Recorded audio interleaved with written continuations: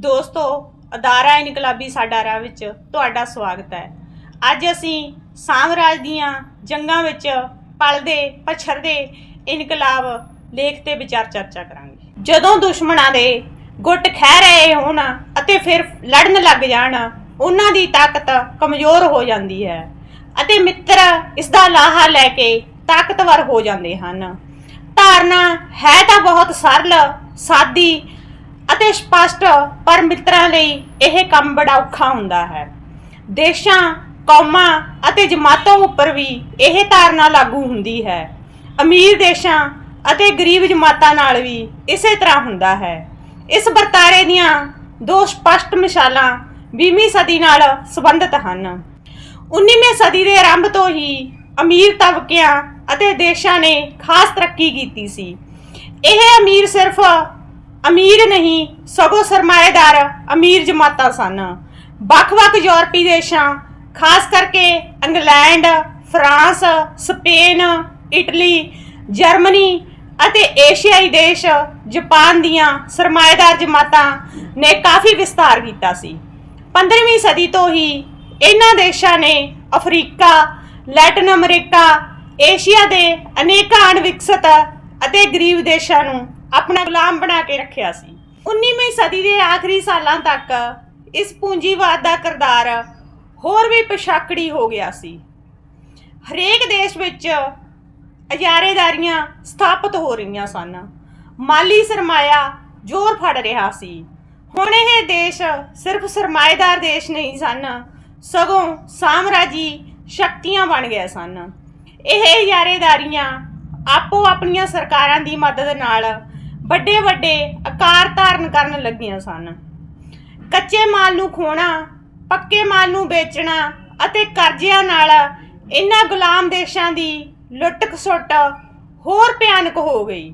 ਹਰੇਕ ਇਜਾਰੇਦਾਰੀ ਜਾਂ ਇਜਾਰੇਦਾਰੀਆਂ ਦਾ ਗੱਠਜੋੜ ਵੱਡੇ ਤੋਂ ਵੱਡਾ ਇਲਾਕਾ ਕਾਬੂ ਕਰਨਾ ਚਾਹੁੰਦਾ ਸੀ, ਜੋ ਉਹਨਾਂ ਦਾ ਪੱਕਾ ਮਾਲ ਵਧੇਰੇ ਖਪਤਕਾਰਾਂ ਤੱਕ ਪਹੁੰਚ ਜਾਵੇ ਅਤੇ ਸਸਤੀ ਕਿਰਤ ਅਤੇ ਕੌਡੀਆਂ ਦੇ ਭਾਅ ਵੱਧ ਤੋਂ ਵੱਧ ਕੱਚਾ ਮਾਲ ਵਸੂਲਿਆ ਜਾ ਸਕੇ। ਇਹ ਖਹਿਬਾਜ਼ੀ ਇੰਨੀ ਤਿੱਖੀ ਹੋ ਗਈ ਕਿ ਵੱਡੇ ਵੱਡੇ ਯੂਰਪੀ ਦੇਸ਼ਾਂ ਦੇ ਦੋ ਮੁੱਖ ਧੜੇ ਬਣ ਗਏ। ਇੱਕ ਧੜੇ ਵਿੱਚ ਇੰਗਲੈਂਡ, ਫਰਾਂਸ, ਸਪੇਨ, ਹਾਲੈਂਡ ਆਦਿ ਦੇਸ਼ਾਂ ਦੀਆਂ ਸਰਕਾਰਾਂ ਸਨ। ਦੂਜੇ ਪਾਸੇ ਜਰਮਨ, ਇਟਲੀ ਅਤੇ ਜਾਪਾਨ ਸਨ। ਹਰੇਕ ਅਮੀਰ ਪਰ ਸਾਮਰਾਜੀ ਦੇਸ਼ ਆਪਣੇ ਅਟੱਲ ਚਰਿੱਤਰ ਕਾਰਨ ਫੌਜੀ ਤਿਆਰੀਆਂ ਕਰਨ ਲੱਗ ਪਿਆ ਅਤੇ ਆਖਰ 1914 ਵਿੱਚ ਪਹਿਲੀ ਸੰਸਾਰ ਜੰਗ ਛਿੜ ਪਈ ਸੀ। ਦੋਹਾਂ ਧੜਿਆਂ ਵਿੱਚ ਬੇਕਾਰੀ, ਤੰਗੀ ਅਤੇ ਮੰਦਹਾਲੀ ਦੇ ਝੰਬੇ ਮਜ਼ਦੂਰਾਂ ਕਿਸਾਨਾਂ ਦੀ ਫੌਜ ਭਰਤੀ ਹੋਰ ਖੋਲ੍ਹ ਦਿੱਤੀ ਗਈ। ਹਰੇਕ ਦੇਸ਼ ਵਿੱਚ ਸਾਰੀਆਂ ਸਿਆਸੀ ਪਾਰਟੀਆਂ ਅਤੇ ਸਰਕਾਰਾਂ ਆਪੋ ਆਪਣੀ ਮਾਂ ਭੂਮੀ ਜਾਂ ਪਿਤਾ ਭੂਮੀ ਦੀ ਰਾਖੀ ਦੇ ਸੱਦੇ ਦੇ ਰਹੀਆਂ ਸਨ। ਮਹਿੰਗਾਈ ਵੱਧ ਰਹੀ ਸੀ। ਰਾਸ਼ਨ ਡਿਪੂਆਂ ਤੋਂ ਰਾਸ਼ਨ ਮਿਲਣ ਲੱਗਾ ਸੀ। ਮਜ਼ਦੂਰ ਕਿਸਾਨਾਂ ਦੀਆਂ ਲਾਸ਼ਾਂ ਦੇ ਢੇਰ ਲੱਗ ਰਹੇ ਸਨ। ਇਹ ਅਮੀਰ ਆਪੋ ਆਪਣੇ ਗੁਲਾਮ ਦੇਸ਼ਾਂ ਦੇ ਮਿਹਨਤੀ ਪਰ ਤੰਗੀਆਂ ਦੇ ਮਾਰੇ ਲੋਕਾਂ ਨੂੰ ਚੰਦ ਸਿੱਕਿਆਂ ਬਦਲੇ ਭਰਤੀ ਕਰਕੇ ਮੌਤ ਦੇ ਮੂੰਹ ਵਿੱਚ ਭੇਜ ਰਹੇ ਸਨ। ਪਰ ਰੂਸ ਦੀ ਹਾਲਤ ਵੱਖਰੀ ਦਿਸਣ ਲੱਗੀ ਸੀ। ਭਾਵੇਂ ਰੂਸ ਵੀ ਇੰਗਲੈਂਡ, ਫਰਾਂਸ ਗੱਠਜੋੜ ਵਿੱਚ ਸ਼ਾਮਲ ਸੀ, ਪਰ ਇਹ ਯੂਰਪ ਵਿੱਚ ਪਛੜਿਆ ਹੋਇਆ ਸੀ। ਰਾਜਾਸ਼ਾਹੀ ਦੇ ਸ਼ਿਕੰਜੇ ਵਿੱਚ ਜਕੜਿਆ ਹੋਇਆ ਰਾਜ ਸੀ ਅਤੇ ਆਰਥਿਕ ਅਧਿਕਾਰਾਂ ਤੋਂ ਸੱਖਣਾ ਸੀ। ਇਸ ਦੇਸ਼ ਵਿੱਚ ਨਵਾਂ ਵਰਤਾਰਾ ਸਾਹਮਣੇ ਆ ਰਿਹਾ ਸੀ। ਇੱਥੇ ਮਾਰਕਸ ਦੀ ਵਿਚਾਰਧਾਰਾ ਨੂੰ ਲੈਨਨ ਅਤੇ ਲੈਨਨਵਾਦੀ ਲਾਗੂ ਕਰ ਰਹੇ ਸਨ। ਇੱਥੇ ਮਾਰਕਸ ਦੀ ਵਿਚਾਰਧਾਰਾ ਸੀ ਕਿ ਜੰਗ ਬੰਦ ਕਰੋ ਅਤੇ ਸ਼ਾਂਤੀ ਬਹਾਲ ਕਰੋ। ਰੂਸ ਦੀ ਮਜ਼ਦੂਰ ਕਿਸਾਨ ਜਮਾਤ ਨੂੰ ਸੱਦਾ ਦਿੱਤਾ ਕਿ ਜੰਗ ਲਈ ਭਰਤੀ ਨਾ ਹੋਵੋ, ਨਾ ਫੰਡ ਦੇਵੋ। ਵਿਰੋਧੀ ਦੇਸ਼ ਦੀ ਸਰਕਾਰ ਤੇ ਫੌਜ ਨਾਲ ਲੜਨ ਦੀ ਥਾਂ ਆਪੋ ਆਪਣੇ ਦੇਸ਼ਾਂ ਦੀਆਂ ਸਾਮਰਾਜੀ ਸਰਕਾਰਾਂ ਅਤੇ ਇਹਨਾਂ ਦੀਆਂ ਫੌਜਾਂ ਦੇ ਖਿਲਾਫ ਜੰਗ ਤੇਜ਼ ਕਰਕੇ ਆਪੋ ਆਪਣੀਆਂ ਸਰਕਾਰਾਂ ਨੂੰ ਹਰਾ ਕੇ ਕਿਸਾਨਾਂ ਮਜ਼ਦੂਰਾਂ ਦੀ ਸਰਕਾਰ ਕਾਇਮ ਕਰੋ।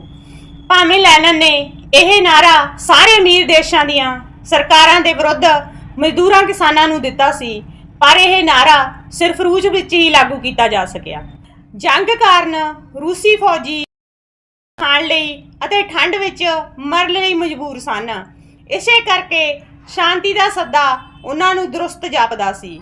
ਮਜ਼ਦੂਰਾਂ, ਬੁੱਧੀਜੀਵੀਆਂ, ਵਿਦਿਆਰਥੀਆਂ, ਕਿਸਾਨਾਂ ਨੂੰ ਜਥੇਬੰਦੀ ਨਾ ਬਣਾਉਣ, ਨਾ ਸੁਤੰਤਰ ਬੋਲਣ ਲਿਖਣ ਦੀ ਆਜ਼ਾਦੀ ਜਾਂ ਖੁੱਲ੍ਹ ਸੀ। ਭੁੱਖਮਰੀ ਆਮ ਸੀ। ਆਪੋ ਆਪਣੇ ਬਚਾਅ ਅਤੇ ਜਿੱਤ ਲਈ ਤਾਹੂ ਜੋਟੀਦਾਰ ਦੇਸ਼ ਰੂਸ ਦੀਆਂ ਸਰਕਾਰਾਂ ਦੀ ਮਦਦ ਕਰਨੋਂ ਅਸਮਰੱਥ ਸਨ, ਕਿਉਂਕਿ ਆਪਣੇ ਦੁਸ਼ਮਣ ਗੁੱਟ ਨਾਲ ਲੜਾਈ ਕਾਰਨ ਉਹ ਨਾ ਫੌਜੀ ਨਾ ਆਰਥਿਕ ਮਦਦ ਰੂਸ ਦੀ ਕਰ ਸਕਦੇ ਸਨ। ਦੁਸ਼ਮਣਾਂ ਦੀਆਂ ਆਪਸੀ ਦੁਸ਼ਮਣੀ ਅਤੇ ਕਮਜ਼ੋਰੀ ਦਾ ਫਾਇਦਾ ਲੈਨਨ ਤੇ ਲੈਨਨਵਾਦੀਆਂ ਨੇ ਉਠਾਇਆ ਸੀ। ਸੰਸਾਰ ਦੇ ਸਿਆਸੀ ਤੇ ਫੌਜੀ ਮੰਚ ਉੱਪਰ ਇਸ ਨਾਲ ਮਿਲਦਾ ਜੁਲਦਾ ਨਾਟਕ 20 ਸਾਲਾਂ ਬਾਅਦ ਫਿਰ ਖੇਡਿਆ ਗਿਆ ਸੀ। ਇਸ ਵਾਰ ਇੱਕ ਵੱਡਾ ਫਰਕ ਸੀ ਕਿ ਕਮਿਊਨਿਸਟਾਂ ਦੀ ਸੰਯੋਗ ਕਿਰਤੀ ਲੋਕਾਂ ਦੀ ਪ੍ਰਤੀਨਿਧਤਾ ਕਰਦੀ ਅਗਵਾਈ ਪ੍ਰਤੱਖ ਤੇ ਵਿਕਸਿਤ ਹੋ ਚੁੱਕੀ ਸੀ। ਇੱਕ ਵਾਰ ਫਿਰ ਸਾਮਰਾਜ ਦੇ ਲਾਲਚ, ਹਵਸ ਅਤੇ ਡਕੈਤ ਬਿਰਤੀ ਕਾਰਨ ਦੇਸ਼ਾਂ ਦੇ ਦੋ ਗਰੁੱਪ ਬਣ ਗਏ ਸਨ। ਇੱਕ ਪਾਸੇ ਪੁਰਾਣੇ ਸਹਿਯੋਗੀ ਇੰਗਲੈਂਡ, ਫਰਾਂਸ, ਸਪੇਨ, ਹਾਲੈਂਡ ਆਦਿ ਸਨ ਤੇ ਦੂਜੇ ਪਾਸੇ ਬੈਰੀ ਧੜਾ ਫਾਸ਼ੀਵਾਦੀ ਜਰਮਨੀ, ਇਟਲੀ ਅਤੇ ਜਾਪਾਨ ਦਾ ਸੀ। ਇਹਨਾਂ ਦਾ ਮਕਸਦ ਇੱਕ ਵਾਰ ਫਿਰ ਸੰਸਾਰ ਦੀ ਮੁੜ ਵੰਡ ਕਰਨੀ ਸੀ। ਅਖੀਰ 1939 ਵਿੱਚ ਦੂਸਰੀ ਸੰਸਾਰ ਜੰਗ ਛਿੜ ਗਈ। ਸੋਵੀਅਤ ਯੂਨੀਅਨ ਨੇ 2-3 ਸਾਲ ਤੱਕ ਆਪਣੇ ਆਪ ਨੂੰ ਇਸ ਜੰਗ ਤੋਂ ਬਚਾਈ ਰੱਖਿਆ ਸੀ। ਸੋਵੀਅਤ ਯੂਨੀਅਨ ਮਜ਼ਦੂਰਾਂ, ਕਿਸਾਨਾਂ ਦੀ ਸਮਾਜਵਾਦੀ ਉਸਾਰੀ ਤੇ ਰਾਖੀ ਲਈ ਮਜਬੂਰ ਹੋ ਕੇ ਸਵੈ ਰਾਖੀ ਦੀ ਜੰਗ ਦਾ ਭਾਰ ਚੁੱਕ ਰਿਹਾ ਸੀ। ਇਸ ਜੰਗ ਵਿੱਚ ਫਾਸ਼ੀਵਾਦੀ ਤਾਕਤਾਂ ਦਾ ਗੁੱਟ, ਫਾਸ਼ੀਵਾਦ ਦਾ ਵਿਰੋਧੀ ਗੁੱਟ ਜੰਗ ਦੀ ਮਾਰ ਵਿੱਚ ਗ੍ਰਸਤ ਚੁੱਕੇ ਸਨ। ਇਸ ਤਰ੍ਹਾਂ ਸਾਮਰਾਜ ਸਮੁੱਚੇ ਤੌਰ ਤੇ ਕਮਜ਼ੋਰ ਹੋ ਰਿਹਾ ਸੀ। ਇਸ ਦਾ ਲਾਭ ਇੱਕ ਤਾਂ ਗੁਲਾਮ ਦੇਸ਼ਾਂ ਨੂੰ ਹੋਇਆ ਕਿ ਉਹਨਾਂ ਵਿੱਚ ਕਈਆਂ ਨੂੰ ਆਜ਼ਾਦੀ ਮਿਲ ਗਈ। ਕੋਈ ਸ਼ੱਕ ਨਹੀਂ ਸੀ ਕਿ ਉਹ ਆਜ਼ਾਦੀ ਅਸਲੀ ਨਾ ਹੋ ਕੇ ਰਸਮੀ ਹੀ ਸੀ। ਦੋਹਾਂ ਸਾਮਰਾਜੀ ਗੁੱਟਾਂ ਦੀ ਆਪਸੀ ਜੰਗ ਦਾ ਲਾਭ ਇਸ ਵਾਰ ਵੀ ਕਮਿਊਨਿਸਟਾਂ ਨੇ ਉਠਾਇਆ, ਖਾਸ ਕਰਕੇ ਪੂਰਬੀ ਯੂਰਪ ਅਤੇ ਚੀਨ ਵਿੱਚ। ਚੀਨ ਦੀ ਕਮਿਊਨਿਸਟ ਪਾਰਟੀ 1927 ਤੋਂ ਸਾਮਰਾਜ ਪੱਖੀ ਅਰਧਵਸਤੀ ਤੇ ਅਰਧ ਜਗੀਰੂ ਵਿਵਸਥਾ ਦੀ ਰਖਵਾਲੀ ਚਿਆਂਗ ਕਾਈ ਸ਼ੈਕ ਦੀ ਅਗਵਾਈ ਵਾਲੀ ਪਾਰਟੀ ਕਮਿਊਨਟਾਂਗ ਦੀ ਸਰਕਾਰ ਦੇ ਵਿਰੁੱਧ ਲੰਮੀ ਤੇ ਲਮਕਮੀ ਜੰਗ ਲੜ ਰਹੀ ਸੀ। ਕਮਿਊਨਿਸਟ ਪਾਰਟੀ ਕੋਲ ਲਾਲ ਫੌਜ ਵੀ ਸੀ ਅਤੇ ਉੱਤਰੀ ਚੀਨ ਦੇ ਅਲੰਗ ਪਹਾੜਾਂ ਵਿਚਲੇ ਸਦਰ ਮਕਾਮ ਤੋਂ ਇਸ ਫੌਜ ਸਰਕਾਰ ਤੇ ਪਾਰਟੀ ਦੀ ਅਗਵਾਈ ਕੀਤੀ ਜਾ ਸਕਦੀ ਸੀ। ਜਾਪਾਨ ਤੇ ਉਸਦੇ ਸਾਥੀ ਜੰਗ ਦੇ ਬੋਝ ਦੀ ਮਾਰ ਨਾਲ ਹਿੱਲ ਗਏ ਸਨ, ਜਿਸ ਕਰਕੇ ਚੀਨ ਦੀ ਕਮਿਊਨਿਸਟ ਪਾਰਟੀ ਨੂੰ ਕੁਝ ਰਾਹਤ ਮਿਲ ਰਹੀ ਸੀ ਅਤੇ ਉਹ ਆਪਣੀ ਸਰਕਾਰ ਦਾ ਖੇਤਰ ਵਧਾਉਣ, ਲੋਕਾਂ ਨੂੰ ਜਾਪਾਨ ਦੀ ਗੁਲਾਮੀ ਹੇਠੋਂ ਕੱਢਣ ਅਤੇ ਫੌਜੀ ਤਕੜਾਈ ਦੇ ਅਮਲ ਨੂੰ ਤੇਜ਼ ਕਰ ਰਹੀ ਸੀ। ਅਤੇ ਜੰਗ ਦੇ ਖਾਤਮੇ ਮਗਰੋਂ, ਜਾਪਾਨ ਦੀ ਹਾਰ ਮਗਰੋਂ ਕਿਉਮਿਨਟਾਂਗ ਸਰਕਾਰ ਵੀ ਕਮਜ਼ੋਰ ਹੋ ਰਹੀ ਸੀ। 1945 ਤੋਂ 1949 ਤੱਕ ਚੱਲੀ ਘਰੇਲੂ ਮੁਕਤੀ ਜੰਗ ਵਿੱਚ ਆਖਰ ਚੀਨ ਵਿੱਚ ਕਿਸਾਨਾਂ, ਮਜ਼ਦੂਰਾਂ, ਛੋਟੇ ਕਾਰੋਬਾਰੀਆਂ ਅਤੇ ਦੇਸ਼ ਭਗਤਾਂ ਦੀ ਸਰਕਾਰ ਦਾ ਐਲਾਨ ਹੋ ਗਿਆ ਸੀ। ਮਿਹਨਤਕਸ਼ ਜਿੱਤ ਗਏ ਸਨ। ਅੱਜ ਬਹੁਤ ਰੂਹੀ ਸੰਸਾਰ ਹੈ। ਅਮਰੀਕਾ, ਇੰਗਲੈਂਡ, ਜਾਪਾਨ ਅਤੇ ਆਸਟ੍ਰੇਲੀਆ ਇੱਕ ਧਰੁਵ ਹੈ। ਯੂਰਪ ਯੂਨੀਅਨ ਅਲੱਗ ਧਰੁਵ ਹੈ। ਇਸ ਵਿੱਚ ਯੂਰਪੀਅਨ ਦੇਸ਼ ਸ਼ਾਮਲ ਹਨ, ਇੰਗਲੈਂਡ ਵਿੱਚੋਂ ਬਾਹਰ ਹੈ। ਇਸ ਤੋਂ ਬਿਨਾਂ ਸੰਘਾਈ ਗੱਠਜੋੜ ਹੈ, ਜਿਸ ਵਿੱਚ ਰੂਸ, ਚੀਨ, ਈਰਾਨ ਆਦਿ ਦੇਸ਼ ਹਨ, ਜਿਨ੍ਹਾਂ ਦਾ ਤੀਸਰਾ ਧੜਾ ਹੈ। ਇਹਨਾਂ ਵਿੱਚੋਂ ਅਮਰੀਕਾ ਇੱਕ ਧਰੁਵੀ ਸੰਸਾਰ ਚਾਹੁੰਦਾ ਹੈ ਅਤੇ ਆਪਣੀ ਪੁਰਾਣੀ ਹੈਸੀਅਤ ਬਰਕਰਾਰ ਰੱਖਣਾ ਚਾਹੁੰਦਾ ਹੈ। ਦੂਸਰੇ ਪਾਸੇ ਚੀਨ, ਰੂਸ ਬਹੁਤ ਧਰੁਵੀ ਸੰਸਾਰ ਚਾਹੁੰਦੇ ਹਨ, ਜਿਸ ਵਿੱਚ ਉਹਨਾਂ ਨੂੰ ਵੀ ਬਰਾਬਰ ਹਿੱਸਾ ਮਿਲੇ। ਇਸ ਸਾਰੇ ਅਮਲ ਕਾਰਨ ਇਹਨਾਂ ਵਿੱਚ ਵੈਰ ਵਿਰੋਧ ਵੱਧ ਰਹੇ ਹਨ ਅਤੇ ਅੱਜ ਦੋ ਥਾਵਾਂ ਤੇ ਇਹ ਵਿਰੋਧ ਜੰਗ ਦਾ ਰੂਪ ਧਾਰਨ ਕਰ ਚੁੱਕੇ ਹਨ। ਰੂਸ ਯੂਕਰੇਨ ਜੰਗ ਅਤੇ ਇਜ਼ਰਾਈਲ ਫਲਸਤੀਨ ਜੰਗ ਇਸ ਦੀਆਂ ਦੋ ਮਿਸਾਲਾਂ ਹਨ। ਇਹ ਜੰਗ ਫੈਲ ਕੇ ਇਜ਼ਰਾਈਲ ਲਿਬਨਾਨ ਜੰਗ ਬਣ ਚੁੱਕੀ ਹੈ। ਇਹਨਾਂ ਜੰਗਾਂ, ਖਾਸ ਕਰਕੇ ਰੂਸ ਯੂਕਰੇਨ ਜੰਗ ਦੇ ਦੁਰਪ੍ਰਭਾਵ ਕਾਰਨ ਯੂਰਪੀ ਦੇਸ਼ਾਂ ਦੀਆਂ ਮੁਸ਼ਕਲਾਂ ਵੱਧ ਰਹੀਆਂ ਹਨ। ਤੇਲ, ਗੈਸ, ਅਨਾਜ ਆਦਿ ਦੀਆਂ ਕੀਮਤਾਂ ਵੱਧ ਰਹੀਆਂ ਹਨ, ਜਿਸ ਕਰਕੇ ਯੂਰਪੀ ਦੇਸ਼ਾਂ ਵਿੱਚ ਰੋਸ ਮੁਜ਼ਾਹਰੇ ਹੋ ਰਹੇ ਹਨ। ਉਜਰਤਾਂ ਘਟ ਰਹੀਆਂ ਹਨ। ਭਾਰਤ ਵਿੱਚ DAP ਖਾਦ ਦੀ ਥੁੜ, ਇਸ ਜੰਗ ਕਾਰਨ ਸੰਸਾਰ ਵਪਾਰ ਵਿੱਚ ਪਈਆਂ ਰੋਕਾਂ ਹਨ।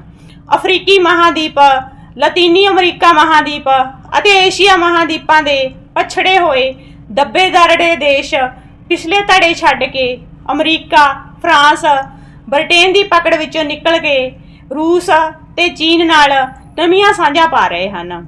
ਪੁਰਾਣੇ ਧੜਿਆਂ ਦੀ ਟੁੱਟ ਭੱਜ ਅਤੇ ਨਵੇਂ ਧੜਿਆਂ ਦੇ ਉੱਭਰਨ ਨਾਲ ਤੀਸਰੀ ਦੁਨੀਆ ਦੇ ਦੇਸ਼ਾਂ ਨੂੰ ਕੁਝ ਰਾਹਤ ਮਿਲਦੀ ਹੈ, ਪਰ ਜੰਗ ਦੇ ਖਤਰੇ ਵੀ ਵੱਧ ਰਹੇ ਹਨ। ਅਜਿਹੀ ਸਥਿਤੀ ਵਿੱਚ ਅਸਲੀ ਦੇਸ਼ ਭਗਤ ਤੇ ਸਾਮਰਾਜ ਵਿਰੋਧੀ ਤਾਕਤਾਂ ਨੂੰ ਅਜਿਹਾ ਮੌਕਾ ਮਿਲਦਾ ਹੈ ਜਿਸ ਨਾਲ ਉਹ ਆਪਣੀ ਆਜ਼ਾਦਾਨਾ ਤਾਕਤ ਨੂੰ ਵਧਾ ਸਕਦੀਆਂ ਹਨ।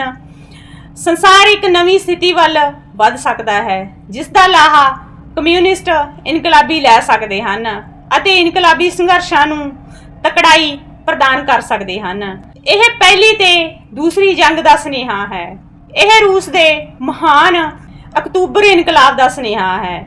ਇਹ ਚੀਨ ਦੇ ਮਹਾਨ ਨਵ ਜਮਹੂਰੀ ਇਨਕਲਾਬ ਦਾ ਸੁਨੇਹਾ ਹੈ। ਧੰਨਵਾਦ ਜੀ।